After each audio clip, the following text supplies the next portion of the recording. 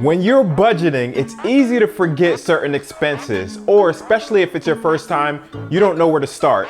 But in this video, I'm gonna talk to you about 3 ways you can know all of your expenses, and stay tuned because the third one will really help you out. Here we go. Welcome back to the channel. In case you don't know me, I'm Jay with Empower People, Empower Change, where we're all about helping you live successfully with your money, as well as living a good plant-based lifestyle. Now I know we're ready to get to the budget. You've been with me through the emergency videos. I'm with you. You've been with me through the sinking fund. Go watch that video if you haven't. So you've been with me, but we're gonna get there. We have to cover certain things first. So I'm trying to break it down. This is part of the How to Budget series, so thanks for staying with me. A lot of times you won't know your expenses or how much you're really spending on things, okay? Unless it's a bill, you're not gonna really know it. It's like, try to get on a workout routine and a special temporary diet routine for about 30 days, okay? And then before you get on that scale at the end, try to guess your weight or how many pounds you got and see if you can do it. It's like that. You don't really know. It's just like you're just going on with life. So we want to narrow this down. Before we even sit down and write down that budget, you have to know what your expenses are so you can't miss them, because next month will come up, you have 2 bills that you forgot about and it'll mess up your budget. So we want to try to avoid that. That's going to happen probably when you're first starting out, and that's okay. But we want to try to avoid it if we can. So that's the importance of tracking your expenses. All right. When people don't know, not used to budgeting, they don't know the expenses, like grocery. How much you spend on groceries?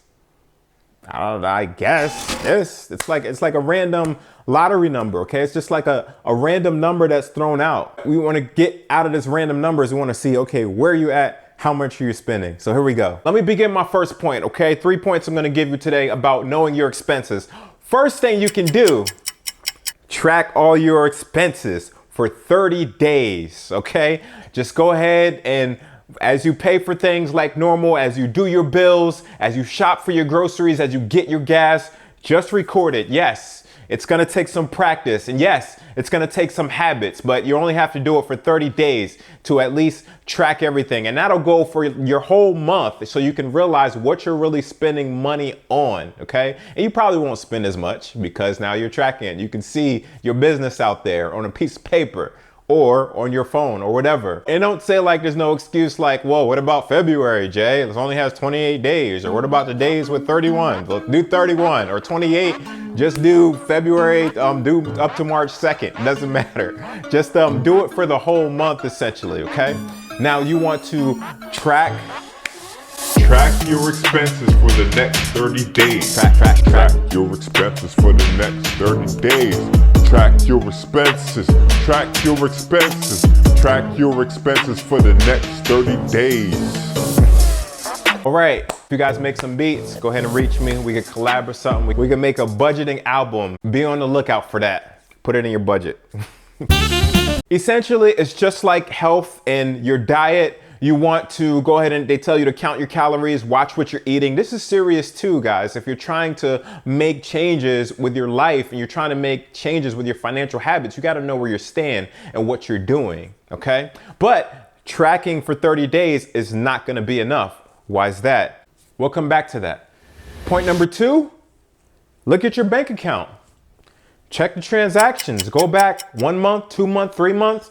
Where have I been spending all my money? Before I make this budget, I got to know where all of my bills are, especially when you're not used to it. I got to know where all of my money's going. I got to make sure I don't miss a bill. There might be a semi-annual bill that I pay in January, April, and July or whatever that you don't pay every month. You want to look back on your bills and be like, oh yeah, I do pay that. When it comes up in the mail, I just pay it. I forgot about it. Like paycheck to paycheck living. Essentially just go into your bank records or whatever kind of records you have and try to look at that. Debit card, swipe, swipe, swipe. You know what I'm talking about? Just look at that and make sure that you got everything that you need. Point number 3. Remember when I told you in the intro, thank you for staying. Here is your reward. Hopefully you didn't skip to the end of this video. Hopefully you were with me the whole time. Nice. Allocated spending plan. Be on the lookout for our other video where I go through this in detail and explain to you how to do a budget on this. Okay, it's a great tool. But the reason why you get a tool like that, allocated spending plan, and check your description because I can put a link there for you, is it shows you like everything. I mean, maybe not literally like everything may be in your bills. I don't know what kind of expenses you have, but essentially like your pet food. You know, did you think about that? Does that come out of your groceries? Do you have a separate category for pets? Like how much does Fufu need to eat in the house?